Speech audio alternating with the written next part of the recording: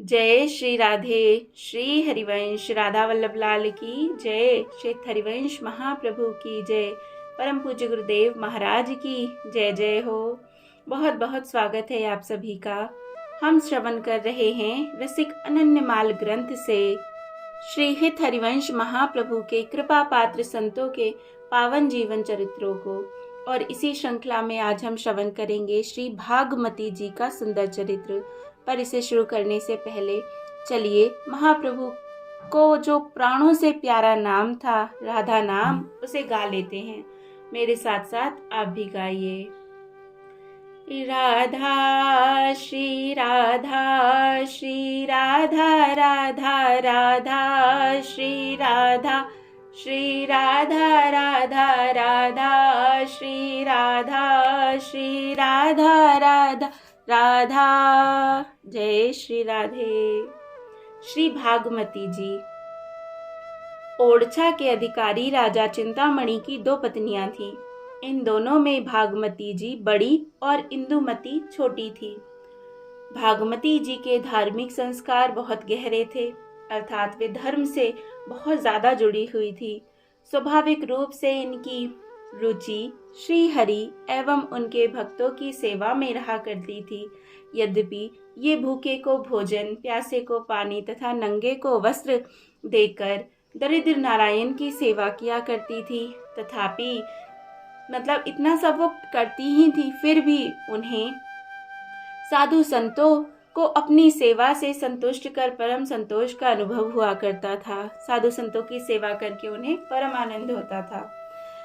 यही कारण है कि इनके यहाँ कोई ना कोई संत महात्मा यदा कदा आते ही रहते थे और यह भगवान की बड़ी भारी कृपा होती है। इनके पति मुगल बादशाह के सरदारों में थे और अधिकांशतः दिल्ली में रहकर बादशाह द्वारा दिए गए कार्यों को कुशलतापूर्वक संपन्न करने में सतत संलग्न रहा करते थे, जबकि उनकी दोनों पत्नियां ओरछे में ही रहती थी। एक बार नागरीदास जी ओरछे पधारे। वहां उन्होंने अपने सदुपदेशों द्वारा बहुत से मोह माया में फंसे हरि विमुख जनों को भगवान के सम्मुख करने के साथ ही गोस्वामी श्री हित हरिवंश चंद्र द्वारा संस्थापित श्री हित धर्म की महत्ता एवं सर्वोपरिता भी समझाई। उन्होंने इतने सुंदर उपदेश दिए, भक्ति बताई और साथ साथ लोगों को भगवान से तो जोड़ा ही, लेकिन जो श्री हित हरिवंश महाप्रभु अर्थात जो राधा वल्लभ लाल में पूजा पद्धति है, क्योंकि प्रेम उपासना है, तो उसके बारे में भी लोगों को बताया। और उनकी बातों को सुनकर अनेक लोग निकुंज उपासना के अनन्य अनुयायी बन गए। जय जय। इस प्रकार प्रेम उपासना एवं रस उपासना का प्रचार एवं प्रसार करते हुए एवं अपने उर अंतराल में श्री हित दंपत्ति को निवसित रखते हुए नागरीदास जी कुछ दिनों तक ओरछा में ही रहे। धीरे धीरे प्रेम उपासना की चर्चा ओरछा के घर घर में होने लगी और चलते चलते वह भागमती जी के महल में भी पहुंच गई। जय हो। इनकी एक सखी ने इन्हें बताया कि ओरछा में नागरीदास जी नाम के एक संत आए हैं, जो बता रहे हैं कि श्री हित जी महाराज ने वर्णाश्रम धर्म एवं विधि विदेशात्मक शास्त्रों के ऊपर प्रेम धर्म की उपासना की है। अर्थात वो उनका कहना है कि जो हित हरिवंश महाप्रभु है, यहाँ पर वर्ण की कोई बात नहीं है कि आप शूद्र हैं, आप ब्राह्मण हैं, आप क्षत्रिय हैं, आप चाहे कोई भी किसी भी वर्ण आश्रम धर्म से हैं, और यहाँ पर कोई विधि की ये विधि है, जैसे शेड्यूल कास्ट के लोग ये पूजा नहीं कर सकते, इन अध्याय इनको नहीं पढ़ सकते, ऐसे जो नियम हैं उन सब से ऊपर जो हित हरिवंश महाप्रभु हैं, उन्होंने प्रेम धर्म को बताया कि प्रेम धर्म इन सब चीज़ों के ऊपर है। और उनकी कृपा से सहस्त्रों जीव भवसागर का सुखपूर्वक संतरण कर रहे हैं। एक सखी के मुख से नागरीदास जी की प्रशंसा सुनकर भागमती जी ने अत्यधिक स्वागत समारोह के साथ अपने महल में उनकी पधरावनी की और उन्हें कई महीनों तक वहां रोककर उनके सत्संग का लाभ प्राप्त किया। जय जय। नागरीदास जी ने भागमती जी को श्री हित जी महाराज के धर्म की रीति भांति को विस्तार से बताते हुए अन्य उपासना मार्गों एवं नित्य विहार प्राण वृंदावन रसोपासना के बीच के अंतर को भी भली भांति सुस्पष्ट किया, जिसे सुनकर भागमती जी बहुत प्रसन्न हुई और इनके मन में वृंदावन दर्शन की उत्कट अभिलाषा बढ़ने लगी तथा इन्होंने नागरीदास जी के साथ वृंदावन आकर श्री हिताचार्य चरण के ज्येष्ठ पुत्र श्री वनचंद्र जी के श्री चरणों में स्वयं को समर्पित कर दिया। जय जय। उस समय नागरीदास जी बरसाने में ही स्थायी रूप से निवास करते थे अतः भागमती जी भी बरसाने के दर्शनार्थ अतिशय आकुल हो उठी। ये अकेले नहीं, इनके साथ 4 डोले, अनेक दास दासी, 20 घुड़सवार एवं 60 पयादे आदि भी थे। उस समय वृंदावन से बरसाना जाने वाले मार्ग पर मेवों ने भारी उत्पात मचा रखा था। इसी कारण सभी को साथ लेकर निर्भयता के साथ बरसाना पहुंचने में इन्हें डर लग रहा था। अतः बरसाने में ब्रजवासियों को बुलाया गया, जिन्होंने इन सभी को बिना किसी विघ्न बाधा के रात्रि के समय ही बरसाना पहुंचा दिया। ये बरसाने की सुरम्य छटा का दर्शन आनंद एवं नागरीदास जी के सत्संग का लाभ लेते हुए वहां पर कई दिनों तक रुकी। इन्होंने बरसाने के निवासियों की यथासंभव सेवा पूजा की और वहां की किशोर अवस्था वाली लड़कियों को वस्त्र आभूषण, काजल, रोरी आदि सामान प्रदान किए। इस प्रकार वृंदावन से भी भागमती जी ने गुरुकुल एवं वृंदावन वासियों का यथोचित सम्मान किया और फिर ओरछा वापस चली गई। जय जय श्री राधे।